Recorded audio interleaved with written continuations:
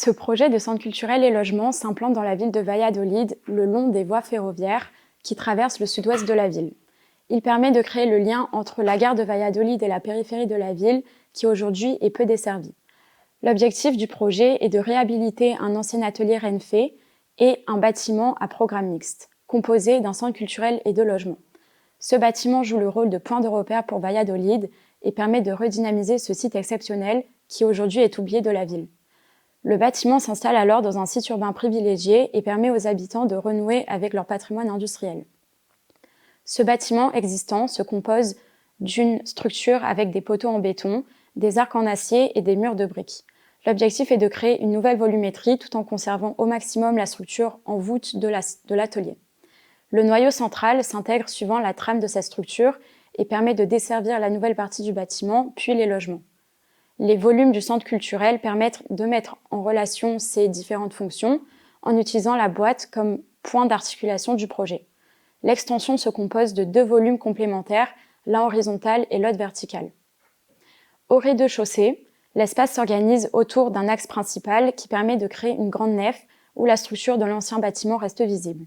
Cette idée d'axe principal reliant l'entrée du bâtiment au jardin permet non seulement une visibilité entre les différents espaces du bâtiment, mais permet aussi le prolongement de l'intérieur vers l'extérieur.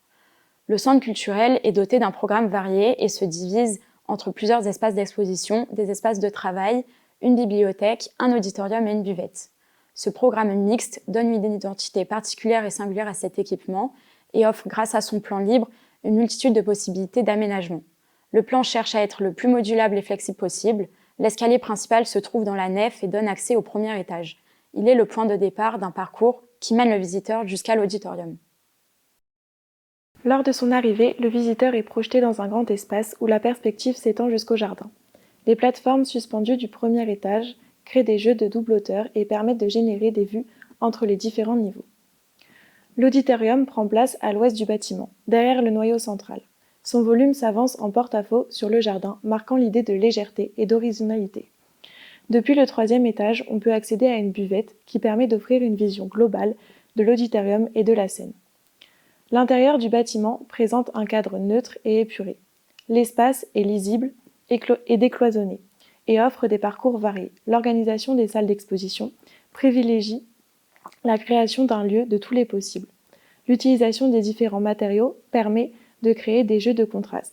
La brique rouge de l'atelier face au béton blanc de la surélévation. Depuis le hall, on peut apercevoir l'ensemble des fonctions du bâtiment, regroupées autour de l'axe de la nef. Cet espace génère un rapport au ciel important, grâce à une lumière zénitale douce. Elle provient d'une grande verrière qui prend place sur toute la longueur de cet axe, jusqu'au noyau central. À l'extérieur du bâtiment, la surélévation s'aligne parfaitement à l'ancienne façade de l'atelier.